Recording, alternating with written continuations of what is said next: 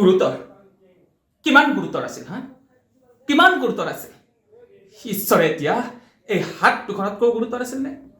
জীয়াই থকাতকৈ গুৰুতৰ আছিল নে মোৰ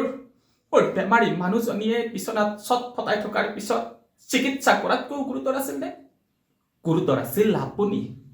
ইচ্ছা কৰিলে আমাক এৰি থোৱা সিদ্ধান্তটো আপুনি নাকচ কৰিব পাৰিলেহেঁতেন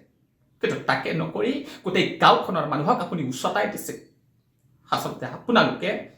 স্বাৰ্থ অহংকাৰৰ বাবে চকু থাকিও অন্ধ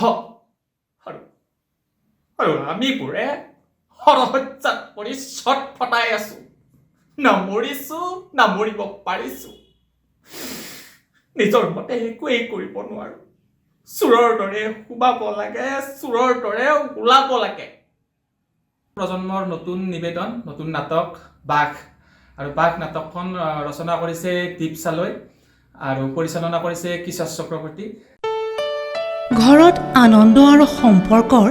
চমক বজাই ৰাখিবলৈ জৰুৰী হৈছে সকলো আনন্দময় মুহূৰ্তত মৰমৰ উপহাৰ দিয়াটো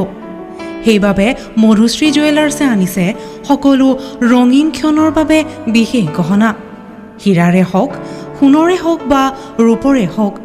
শ্ৰেষ্ঠ ডিজাইনছ আৰু হলমাৰ্কযুক্ত গহনাই ৰাখে সম্পৰ্কক নিখুঁত তেনেহ'লে আজিয়ে আনক আনন্দ মধুশ্ৰী জুৱেলাৰ্ছৰ সৈতে যোগাযোগ কৰক 7028000341